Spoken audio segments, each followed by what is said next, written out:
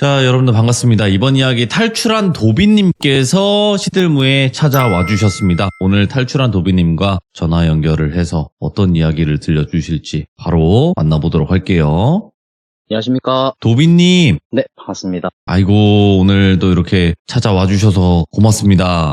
저번 이야기를 못 들으신 분들 때문에 네네. 그냥 간단한 이력 정도만 설명을 해주시면 좋을 것 같아요. 전에 안 계셨던 저희 귀족분들을 위해서 간략하게나마 좀 소개를 드리자면, 네. 저희 외가댁 할머니께서는 만신무당이셨고요. 그리고 외가댁이 대대로 계속 신줄이 내려오는 집안이라, 네. 그로 인해서 제가 어릴 때 한 4살 이전부터 신병을 좀 크게 알았었고, 그것 때문에 이제 외가댁에 불려가다시피 해서 매번 자시부터 축시까지 정한수라고 물을 떠서 기도를 드리고 이렇게 지내다가 외가댁에서도 한번 일이 발생을 했었고요. 맞죠. 그건 이제 네. 그때 참여하셨던 이야기를 들으셔야 돼요. 그죠? 네네. 네. 그래서 아무튼 또 집안 내력이 분명히 있으신 분이고, 그로 인해서 겪지 않아도 될 일들을 겪어오면서 살아오셨단 말이에요. 네. 그래서 오늘 해주실 이야기는 어떤 이야기가 될까요? 간단하게. 키워드로 좀 정의를 해드리면 네. 가위 눌림이라고 말씀을 드릴 수 있고요. 오, 가위 눌림? 일반적인 네. 사람들도 많이 눌리는 건데. 그쵸. 근데 이제 제가 추가로 좀 전달해 드리고 싶은 얘기는, 이전 얘기를 들으셨던 분들은 아마 기억을 하실 수도 있으실 것 같아요. 네. 제가 신병을 다 걷어내고 나서 집으로 돌아갈 때 저희 외할머니께서 저한테 당부하셨던 말씀이 있으셨는데, 그 얘기로 인해서 사실 이 이야기가 시작되는 거지 않을까라고 저는 아직도 계속 생각을 하고 있거든요. 그러면 왜 그런 생각이 드셨는지는 같이 한번 들어보도록 하겠습니다. 렛츠고! 길이십니다. 탈출한 도비예요.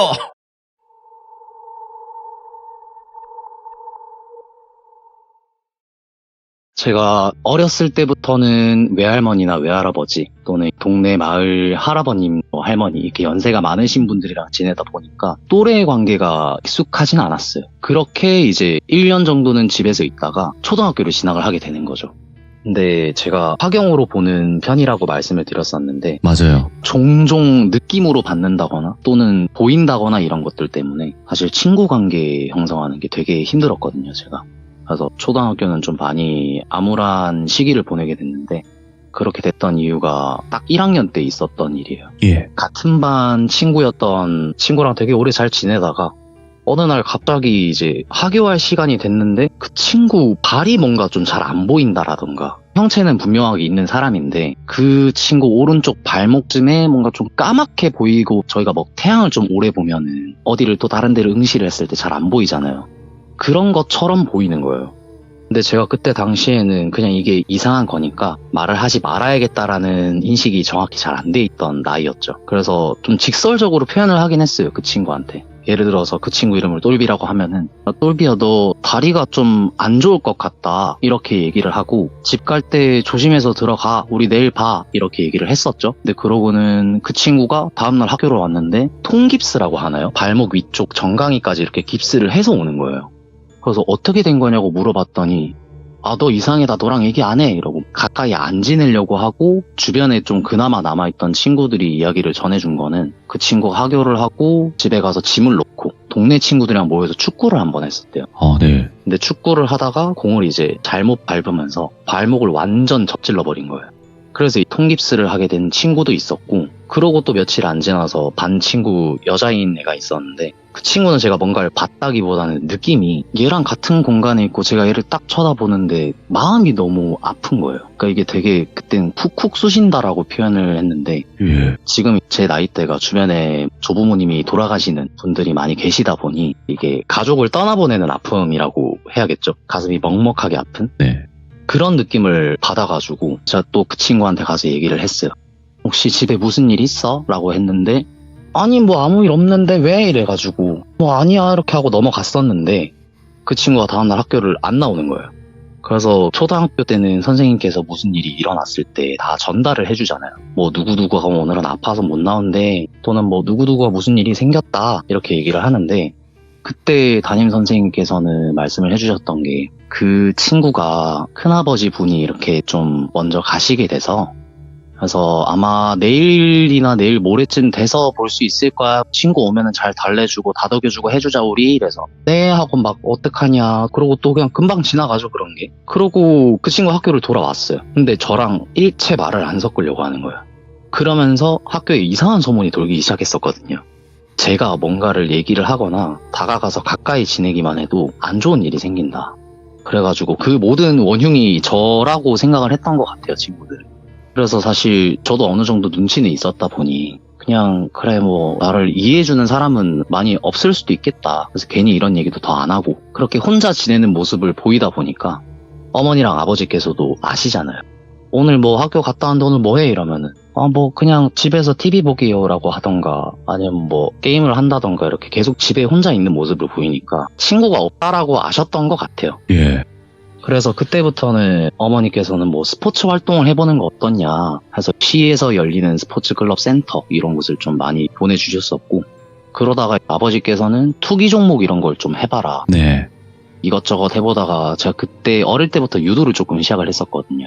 그러고 소규모 대회도 나가게 되고 네. 입상도 하게 되고 그래서 나름 6학년으로 졸업하게 될 때쯤에는 괜찮은 평가가 좀 있었던 것 같아요. 주변 친구들은 얘는 그래도 뭐 하나는 열심히 한다 그러면서 중학교로 진학을 하게 되죠. 근데 사실 대부분 저희 귀중님들도 같은 동네 안에서 학교로 이렇게 진학을 하시게 되잖아요. 네.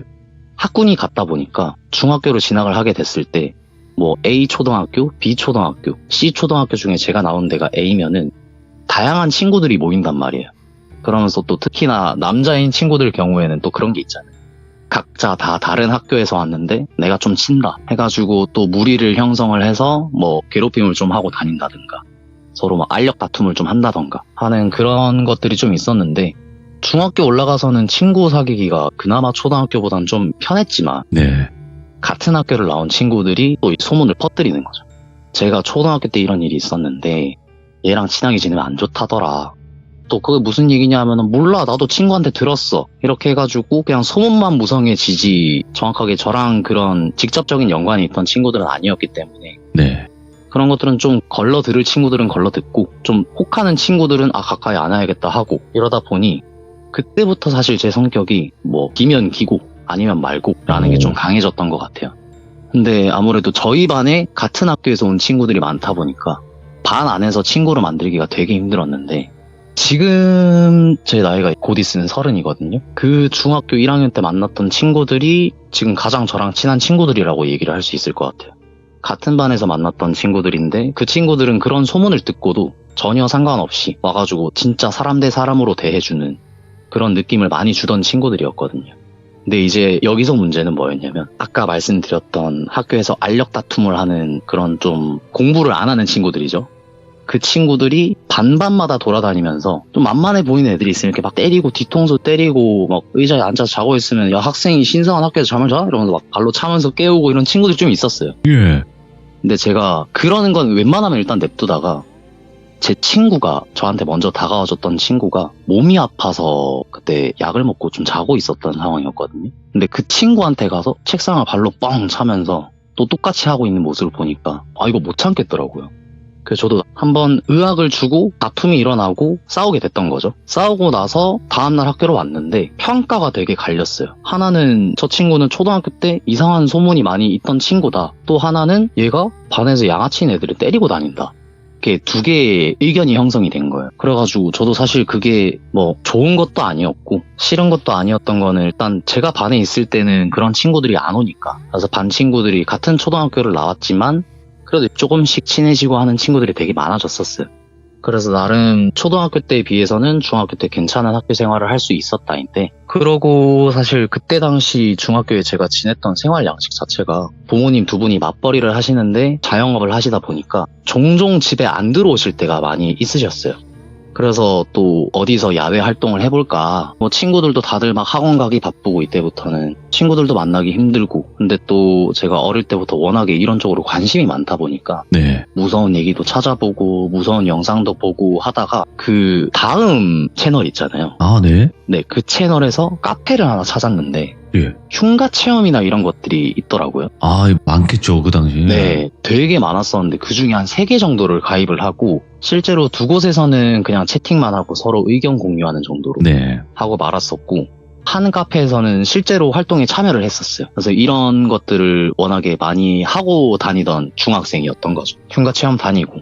그러니까 할머니께서 말씀하셨던 말과는 정반대되는 생활을 좀 많이 하게 됐던 시즌이었던 것 같아요. 그래서 여기서부터 본론인데 제가 그때 학교 다녔을 때 기억하기로는 월, 화, 수, 목, 금뿐만 아니라 토요일에도 학교를 갔어야 됐거든요. 토요일은 점심을 먹었는지 안 먹었는지 기억이 잘 안 나는데 보통 그 시간쯤 학교를 했던 것 같아요. 네. 그래서 제가 매번 집으로 돌아가는 길이 큰 길로 가는 방향이 하나 있고 골목길로 가는 방향이 하나 있어요. 근데 큰 길 같은 경우는 대중교통을 이용을 해도 되지만 돈 아껴서 간식 사 먹겠다. 그래서 걸어 다니면 한 30분 정도 걸려요. 집까지 걸어갈 때.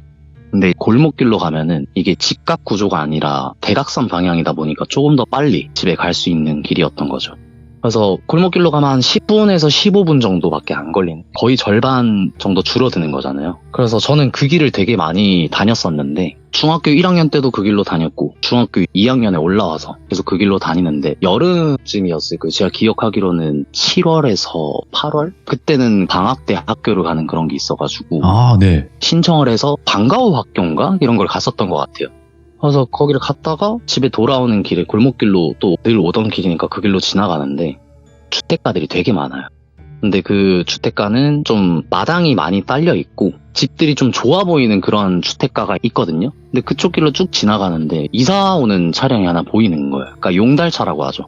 용달차가 2-3대 정도 벽에 쫙 되어져 있고 일하시는 분들이 막 땀을 뻘뻘 흘리시면서 짐을 옮기시는 걸 봤어요. 그래서 그냥 이사 오나 보다. 와, 이런 좋은 집에 산다. 와, 이러고 있었는데 그 앞에 또 작은 승합차라고 해야 되나요? 그 카니발 같은 승합차에서 아주머니 한 분이랑 또 자녀로 보이는 분인지 모르겠는데 아주머니랑 연세 차이가 많이 났나 보였어요. 예. 그래서 이렇게 그냥 두 분이 내리시고 트렁크를 여시더니 뭐 짐을 막 챙기시더라고요. 근데 짐을 챙기고 이렇게 들어가는 걸 보는데 제가 어렸을 때 외할머니 댁에서 많이 봤던 그런 것들이 좀 보이는 거예요. 그 아주머니께서 옮기시는 짐들을 봤을 때 부채 같은 게 얼핏 보이고 깃발 같은 게 얼핏 보이고 하다가 저도 눈이 가는 거죠, 그쪽으로. 예. 그래서 보니까 저거는 확실하게 오방기다. 근데 저 부채는 무슨 부채지? 근데 또 방울 소리는 안 들리고. 그래서 법구를 옮기는 걸 보니까 무당분이신가? 이 생각을 했었어요. 이 동네도 이제 당집이 생긴 생각을 하면서 집에 돌아가고 그 다음 주가 돼서도 계속 그 골목으로 다녔었죠. 근데 저도 이게 항상 가던 골목이었는데 이전과 달라진 점은 제가 아무래도 이쪽에 좀 관심이 있었고 외할머니께서도 무당분이시고 하다 보니 자연스럽게 계속 그 집 앞을 지나갈 때마다 눈이 가는 거예요. 근데 그 집 앞이 철문이 앞쪽에 이렇게 있으면 도로변에 마당이 크진 않은데 마당을 조금 올라가면은 거기 현관문이 있어요. 첫날은 뭐 예를 들어서 월요일이라고 할게요. 월요일에 지나가면은 뭐 아무것도 없고 다시 돌아올 때도 아무것도 없는데 목요일쯤 됐을 때 현관문 앞에 아주머니 한 분이 나와 계시는 거예요. 예? 근데 그 아주머니가 팔짱을 탁 끼시고 내려다 보시는데 몸을 자꾸 이렇게 떨고 계셔가지고 여름인데 춥나? 냉방병 걸리셨나? 이러고 그냥 이상하다. 왜 나와 계시지? 하고 그냥 지나갔어요. 금요일에도 앞으로 지나가고 학교를 갈 때 지나가는데 아주머니 나와 계신 거예요. 근데 어제랑 또 똑같은 자세로 또 똑같은 자리에 그래서 몸을 계속 떨고 계시길래 뭐지? 그냥 마주치면 안 되나? 그냥 빨리 갈까 하고 지나갔다가 금요일날 이제 학교에서 집으로 돌아올 때죠. 하교할 때 딱 지나가는데 현관문 앞에 계시던 무당으로 추정되는 아주머니죠. 그분이 철문 앞에 도로변으로 완전 나와 계시는 거예요. 그래서 제가 그냥 조용히 딱 지나가려고 애써 안 쳐다봐야겠다. 쳐다봤다가는 또 뭔가 이상한 게 있을 것 같다.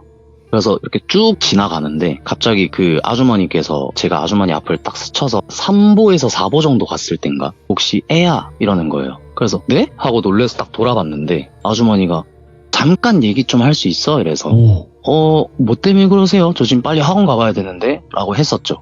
그랬더니 아니 다른 건 아닌데 부탁할 게 좀 있다는 거예요. 그래서 이걸 들어봐야 되나 말아야 되나 하다가 일단은 또 제가 또 어른들한테는 공손하게 해야 된다라고 집에서 배웠어가지고 일단 말씀이라도 좀 들어보자 하고 다가갔죠. 일정 거리를 두고 다가가서 딱 그 앞에 섰는데 아주머니께서 다른 건 아니고 혹시 이 골목 말고 다른 길로 가주면 안 돼? 라고 얘기를 하는 거예요. 그래서 뭐 때문에 그러세요? 라고 하니까 아줌마가 사실 이사 오고부터 좀 많이 불편했는데 몸이 아프거나 이런 사람은 아니고 그냥 혹시 너 무당이나 이런 거 알아? 이러면서 이렇게 직설적으로 바로 말씀을 하시는 거예요. 그래서 이런 걸 바로 말씀을 하셔도 되는 건가? 네, 알긴 알아요. 이렇게 얘기를 드렸죠. 그랬더니 자기가 첫날 이사를 오고 나서 이삿짐을 옮길 때도 좀 뭐 되게 갑갑했대요. 숨쉬기도 좀 힘들고 뭔가 머리도 조금 지끈거리고, 그래서 이게 피로가 쌓여서 그런 건 줄 알았다라고 말씀을 하셨는데, 이게 매일매일 제가 아침에 등교하고 또 오후에 하교하는 시간마다 머리가 찢어지듯이 너무 아프대요. 그래서 이제 나와서 본 거예요. 대체 뭐 때문에 내가 이러나 하고 나와서 보셨는데, 밖이 너무 시끄러워서 나왔는데 보니까 차들도 안 다니고 사람도 많이 없고, 근데 학생 하나가 이렇게 걸어서 지나가더래요. 그래서 저 친구한테 뭔가 있는 것 같다. 그래서 그냥 수요일은 그렇게 하고 말았고, 목요일이 지나고 금요일이 됐을 때 도저히 못 참겠다 해가지고 자기가 나온 거래요. 그러면서 말씀을 드리는 거는, 이건 좀 이상하게 들릴 수 있다라고 생각은 하는데, 너가 지나다닐 때마다 내가 몸도 너무 아프고, 무슨 소리라고 하죠? 그 한국 민속 음악에 쓰이는 악기들이 다양하게 있잖아요. 그런 소리가 너무 크게 들린대요. 북치는 소리부터 해가지고 누가 행진하는 것 마냥 계속 이런 소리가 들린다. 그래서 내가 아무리 생각을 해도 그게 너인 것 같은데 그냥 다른 건 안 물어보겠다. 다른 길로 가줄 수 있겠니? 라고 해서, 사실 그 골목 말고 옆으로 가면 1, 2분 정도 더 걸리긴 하는데 따로 가는 길이 또 있긴 있어요. 그래서 네, 뭐 일단 알겠어요 이렇게 얘기하고, 그것도 뭐 더 해드릴 건 없죠? 라고 물어봤죠. 그랬더니 마음 써줘서 고맙다. 괜히 이런 부탁 들어줘서 너무 고맙다. 근데 하면서 되게 말을 아끼시는 거예요. 그래가지고 더 하실 말씀 있으세요? 이렇게 얘기하니까 아니야. 다음부터는 그러면 다른 길로 좀 가는 걸 부탁할게. 이렇게 얘기를 하셔서 네, 알겠습니다. 들어가세요 하고 등을 돌리고 다시 집 쪽으로 향하고 있었는데, 아주머니가 갑자기 조심해야 돼 이렇게 얘기를 하는 거예요. 그래가지고 네 조심해서 갈게요 이러고 그냥 갔죠. 그리고 제가 오후는 매번 운동을 하러 가다 보니까 유도관을 가서 형들이랑 또 한창 운동을 하고, 그때는 사실 훈련에 가까웠어요. 밴딩 당기는 것부터 해가지고 실제로 겨루기를 한다기보다는 개인 훈련 일정이 있던 날이라 훈련을 하고 집에 돌아왔는데, 사실 그 날이 저희 어머니랑 아버지께서 결혼기념일로 네. 동남아 여행을 가신 날이었거든요. 그러니까 친할머니를, 그러니까 무당이신 외할머니 말고 친할머니를 집에 초대를 했었어요. 예. 저를 좀 봐달라. 중학생이지만 학생이니까 밥도 먹어야 되고, 그리고 이제 본인들께서 여행 일정이 3박 4일인가 4박 5일인가 좀 긴 일정이었어요. 그래서 이제 며칠 동안 애를 못 보니까 어머니가 좀 얘를 봐주셨으면 한다, 부탁을 좀 드리겠다. 근데 또 친할머니는 저를 되게 아껴주셨거든요. 우리 장군 왔나? 이러면서 아이고 뭐 학교에서 별일 없었나? 막 말씀을 하시고 되게 친근하게 살갑게 대해주시는 분인데, 저도 이제 집에 들어와서 할머니 저 왔어요 이렇게 막 하니까 야 밥 먹자, 밥 아직 안 먹었지 이래가지고 밥을 먹었죠. 밥을 먹고 할머니랑 계속 뭐 같이 얘기도 나누고 시간을 보낸 다음에 잠을 자러 갔는데, 그때가 이제 제가 여름이라고 말씀을 드렸잖아요. 여기서 잠시 설명을 좀 드리고 싶은 건, 집 구조에 대해서 좀 설명을 드리고 싶었어요. 제가 현관문을 딱 열고 들어가면은 앞에 신발장이 있으면 쭉 앞으로 봤을 때 안방 들어가는 길이 보여요. 그러니까 거실, 부엌, 안방까지는 현관에서 다 보이는 구조예요. 그래서 현관에서 신발을 벗고 올라서면은 왼쪽이 바로 제 방이고 오른쪽이 바로 화장실, 이렇게 또 연결되는 구조거든요. 근데 또 거실에서 창가 쪽으로 보면은 베란다가 이렇게 좀 작게 나와 있는데, 그 베란다랑 아까 제가 현관 들어왔을 때 왼쪽 방이 제 방이라고 말씀드렸던 그 방이랑 중간에 창문 해가지고 베란다랑 이어지는 창문이 있고, 베란다 쪽에서는 한강이 보이는 그런 아파트에 살고 있었어요. 그 나름 뭐 뷰도 괜찮았고, 특히 겨울에나 뭐 보면은 되게 이쁘고 이렇게 좋았었는데, 제가 사실 그날 있었던 일 이후로 암막 커튼을 사고서 한 번도 밖을 안 봤거든요. 그래서 이 말씀을 좀 드리자면, 훈련을 과하게 하고 오기도 했고 할머니랑 또 대화를 진행을 하다 보니까 많이 피곤해지기도 했어요. 그리고 또 오후에 있었던 일도 막 생각이 나는 거예요. 아주머니가 나와서 막 부탁을 하고 또 이제 뒤통수에 대고 조심해야 된다 이렇게 얘기를 하니까, 뭐지, 그냥 또 하루가 좀 이상하다 하고 이제 그냥 자자 하는데, 집에서 에어컨을 안 틀었거든요. 베란다 창문이랑 제 방에 있는 베란다가 연결되는 그 창문을 같이 열면은 우풍 든다고 하죠. 바람이 계속 돌아요 거기서. 그래서 선풍기를 안 틀어도 되게 시원하게 잘 수 있는 방이었어요. 그래서 이제 발을 베란다 창문 쪽으로 하고 현관 입구를 머리 쪽으로 해서 이렇게 딱 자는 그런 침대가 있었는데, 침대에서 딱 잠에 들었었고, 몇 시인지는 정확하게 기억을 못하겠지만 새벽에 눈이 딱 떠지는 거예요.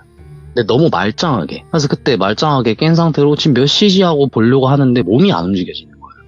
그래서 그때 왜 몸이 안 움직여지지? 하고 그냥 눈알만 돌아가지고, 그래서 이게 친구들이 말했던 가위 눌렸다는 게 이런 건가? 왜냐면 제가 살면서 처음 눌려본 가위였거든요. 그래서 사실 무섭다는 생각보다는 워낙에 무서운 거는 외할머니께서 굿을 하신다거나 이런 것들을 많이 봤다 보니 네. 거기에 비한다면 사실 이거는 그냥 장난 수준인 거예요. 근데 처음 당해보니까 너무 신기해서 우와, 와, 이게 가위구나, 아, 이런 느낌이구나 하고 그냥 막 한창 해맑게 생각을 하고 있던 찰나에 발바닥 쪽이 너무 시린 거예요.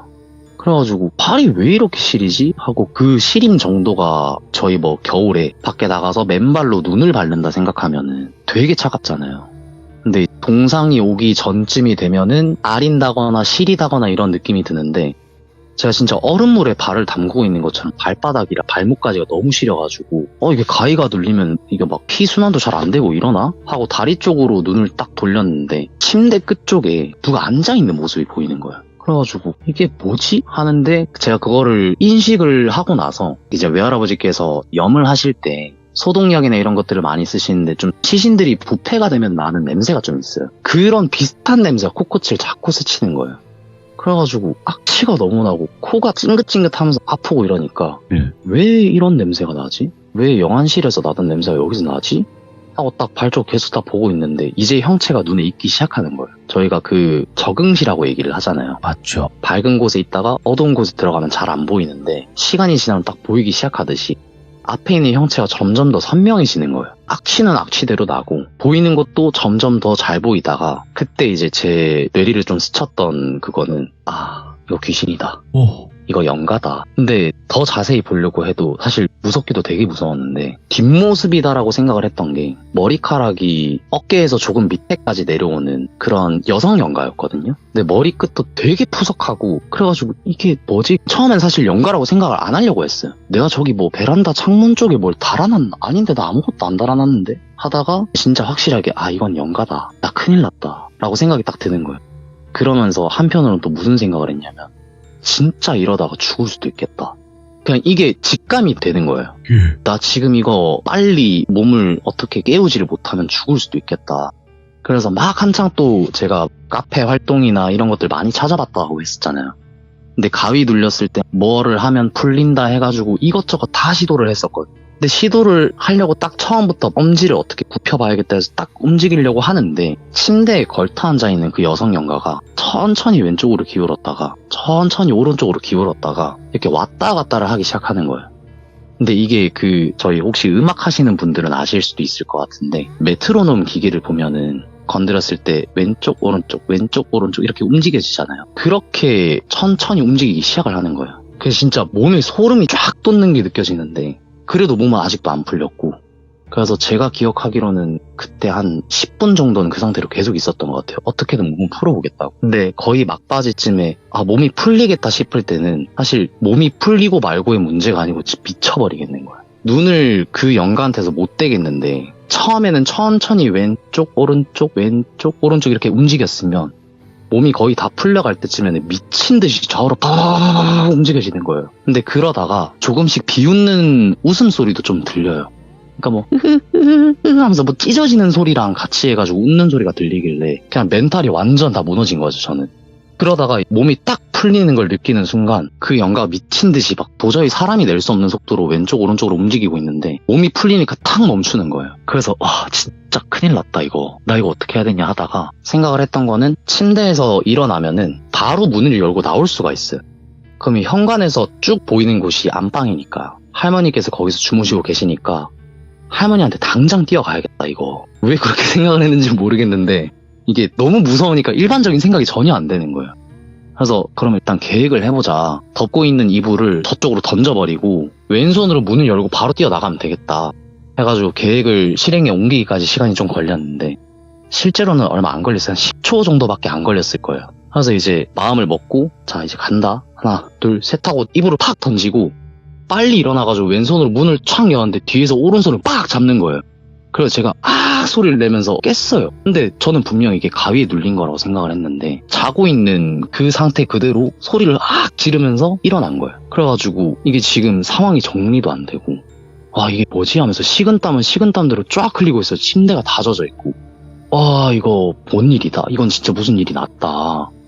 나 뭐 잘못한 것도 없는 것 같은데 하고 일단은 정신도 좀 차리고 잠도 다 깨버렸으니까 목도 좀 축일 겸 방 밖을 나갔어요. 나가서 이제 왼쪽으로 쭉 돌면 거실이랑 부엌이 붙어있는 구조였는데 거실 쪽에는 커튼을 안 쳐놔도 밖에 이제 불이 들어오는 게 있으니까 밝은 편이란 말이에요. 그래서 좀 안심이 된다. 빛을 보니까 좀 안심이 된다. 하고 조금씩 걸어가서 냉장고에 가서 물을 좀 마시려고 냉장고를 열고 물을 꺼내서 마셨어요. 마시고 다시 잠그고 냉장고에 넣고 문을 닫았는데 뭔가를 잘못 본 것 같은 거예요, 제가. 그래서 괴리감이 좀 많이 느껴져가지고 뭐지? 하고 다시 문을 열었어요, 냉장고 문을. 문을 열고 제가 오른팔을 거기 가져다 댔거든요. 근데 그 냉장고에 불빛이 나오잖아요. 문을 열었을 때. 주황빛으로 쭉 나오는데 오른쪽 팔에 손자국이 너무 선명하게 남아있어가지고 사실 그때 현실 부정을 좀 했어요. 꿈을 얼마나 이렇게 현실감 있게 꾸면은 내가 자면서 내 손을 이렇게까지 잡냐. 그래가지고 이제 오른손의 멍자국을 왼손을 가져다 대면서 비교를 해봤죠. 그게 어떻게 잡았지 하면서 딱 손을 가져다 댔는데 손자국이 이게 안 맞는 거예요. 왼손이랑 이 손자국이랑 전혀 안 맞아가지고 손을 뒤집어도 보고 한 10초에서 15초 정도를 계속 제 팔을 만지고 있었어요. 예. 근데 이게 아무리 봐도 왼손으로 잡은 자국이 아닌데? 라는 생각이 드는 거예요. 그래서 이제 딱 자세히 보니까 왼손으로 잡을 수가 없고 오른손으로 오른손을 잡았을 때 그 손자국이 콱 남아있는 거예요.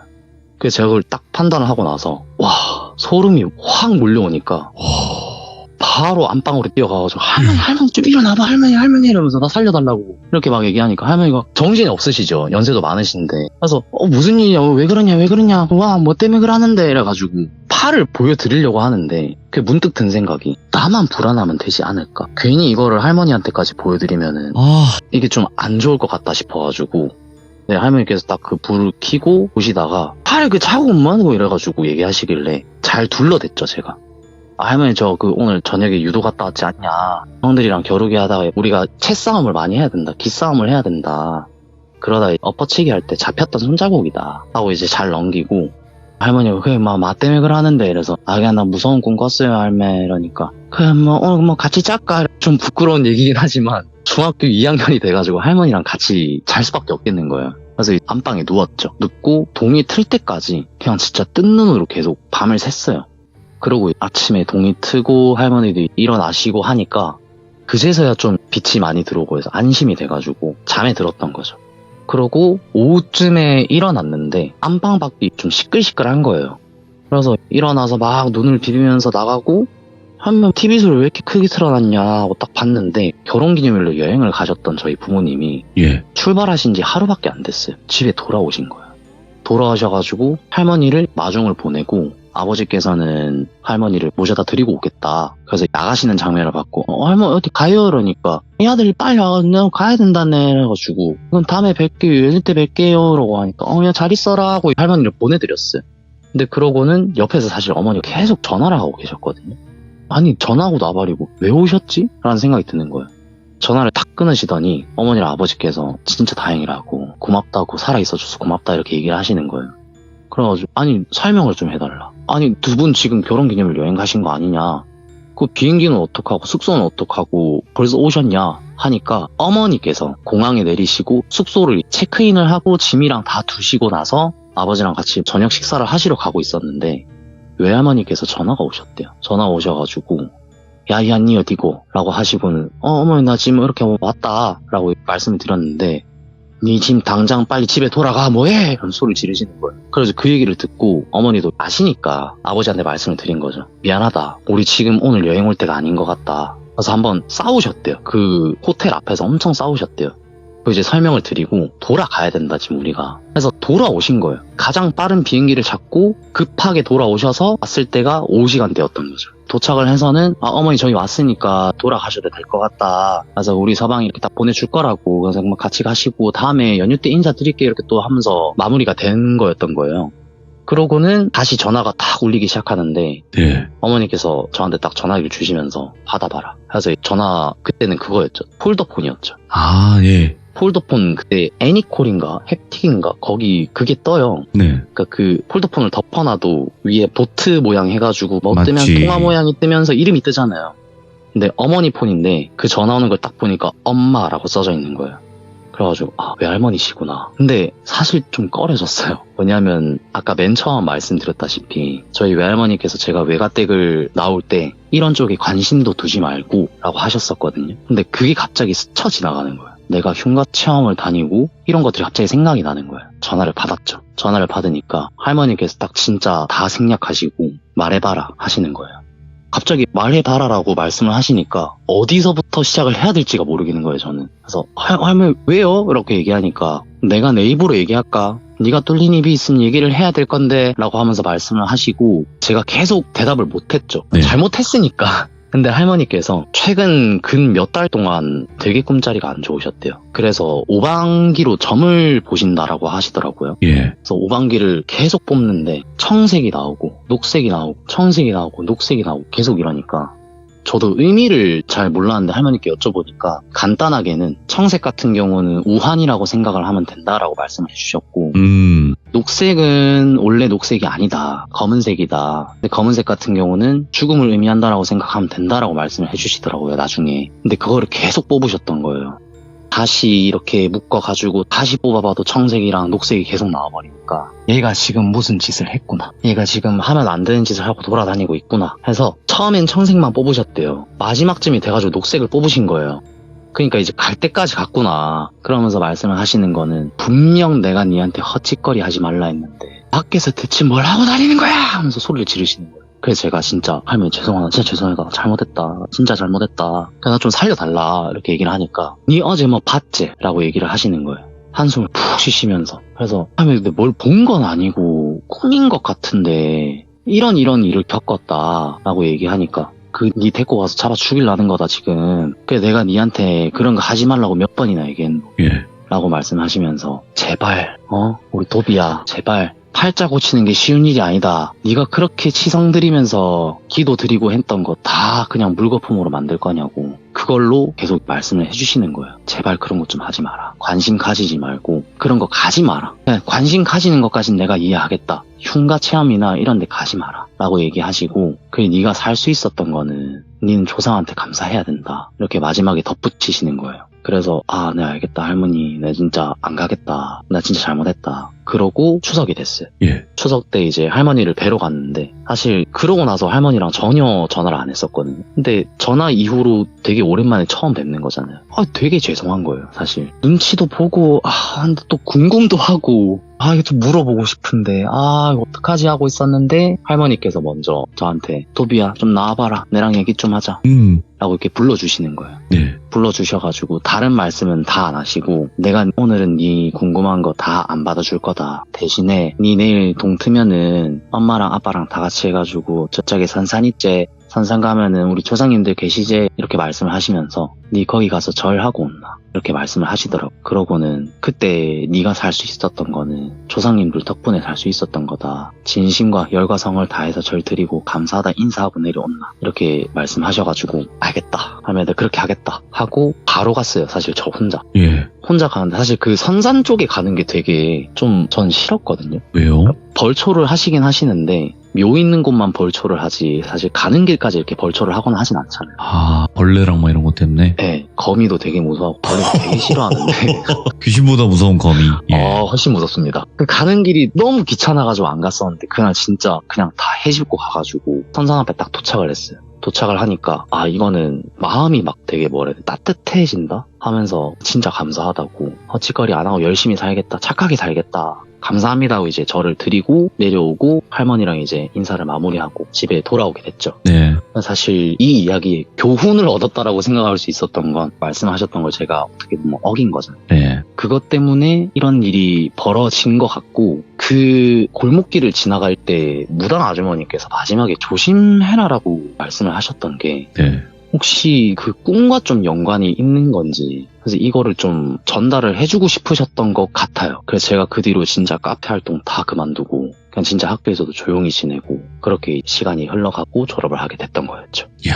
근데 이제 누구는 그럴 수 있어요. 그렇게 조심하라고 했는데 왜 그런 행동을 했냐. 그쵸. 할 수 있어요. 근데 저는 좀 반대로 생각을 하는 게 뭔가 그런 쪽에 자꾸 영향을 끼칠 수 있게끔 뭔가 이끌어가는 세력이 있는 게 아닌가? 할머님은 그걸 말리려고 하는 거고. 네. 그거를 이미 알고 계시니까 계속 당부를 하는 거죠. 그쵸. 계속 노출이 되게끔 하려고 하는 무언가가 있지 않았을까? 이런 생각도 들어요. 사실 그런 얘기가 있더라고요. 네네. 눌림굿을 몇 번 받았어요. 근데 눌림굿으로 해서 네. 절대 눌러질 수가 없다. 음. 언젠가는 받게 된다. 네. 근데 그것 때문에 외할머니께서 말씀을 하셨던 거는 사실 이런 눌림굿을 하는 건 나이 불문이다. 네. 어찌됐든 받아야 되는데 내가 니한테 지금 당장은 얘기를 못 해주지만 네. 많이 돌아다녔다. 그것 때문에 이렇게 말씀을 하시더라고요. 그래서 마지막으로 조금만 덧붙이자면 네. 결혼할 거냐고 여쭤보시더라고요. 이유가 있을까? 예. 자식을 낳으면은 무조건 당직 차려야 될 거다. 대신 자식이 받아야 될 받을 거다. 거를 무조건 부모는 받을 테니까. 네. 대부분 무당 부모님들이 그런 선택을 하시는 이유가 그거죠. 내 자식은 안 된다. 그죠. 그래서 대신 받는다. 제가 말씀드린 게 여러 가지의 방법을 쓰는 거죠. 신이라는 존재가. 네. 받게 하려면 뭔들 못하겠습니까, 사실? 그죠. 예, 주변 사람들까지 다 끊어내고 혹여나 주변 사람들까지 진짜 목숨을 잃게 만드는 경우도 있잖아요. 심하면. 그쵸. 오늘 탈출한 도비님의 이야기가 저는 처음부터 느꼈습니다. 보통 분이 아니구나. 보통 분이 아니고 정말 얼마나 이 이야기를 하시고 싶으셨을까. 그리고 참으셨을까. 이런 생각이 들었어요. 정말 감사합니다. 아니에요. 근데 솔직하게 말씀드리면 도비님도 아실 거예요. 이런 얘기를 하면 안 된다는 것도 알고 있을 거예요. 그죠. 하면 안 돼요, 원래는. 최대한 진짜로 신경 안 쓰고 살아야 되는데 네. 이렇게라도 안 하면 정말 내 이 답답한 이거를 해소가 안 누구한테 얘기를 해야 하며 네. 도대체 누가 이해해 줄까? 이 생각이 굉장히 강해서 시들무에 대부분 그러죠. 왜 이렇게 영안이 많아? 뭐 이렇게 귀신 보는 사람이 많아? 뭐 이렇게 신가물이 많아? 이러는데 진짜 그럴 수밖에 없는 거예요. 왜냐면 천구가 여기밖에 없잖아요, 지금. 그죠. 그러니까 오셔서 얘기를 하고 나면 진짜 그나마 속은 시원하니까. 너무 시원합니다. 예, 이게 생각보다 저는 따로 뒤에서 얘기를 많이 하지만 그런 얘기를 되게 많이 해주세요, 실제로. 그래서 오늘 도비님께도 조금이나마 해소가 되셨으면 좋겠다라는 생각이 듭니다. 감사합니다. 오늘 탈출한 도비님 역시 또 레전드 사연 감사드립니다. 고맙습니다. 감사합니다. 네. 네. 첫 번째 이야기부터 도비님의 이야기가 굉장히 충격적인 이야기였어요. 못 들어보신 분들도 계시겠지만 그래서 이 이야기를 듣기 전에 탈출한 도비님의 이야기를 먼저 들으시고 그 다음에 이 이야기를 순차적으로 들어보시면 어떨까 그렇게 또 추천드리고 여러분들께서도 혹여라도 내가 귀신을 본다 아니면 좀 무속 쪽에 가까운 뭐 가족분들이 계셔서 여러 가지 일들을 많이 겪으셨다 하시는 분들 중에서 본인의 선택에 의해서 편할 때 언제든지 신청해 주시면 될 것 같습니다. 이 수많은 분들이 정말 힘들어 하시는 걸 많이 여태까지 7년간 목격을 했고 겪어왔거든요, 저는. 그래서 얼마나 힘드셨을까 가늠이 안 되지만 그나마 조금이나마 저희 채널이 도움이 되었길 바랍니다. 감사합니다.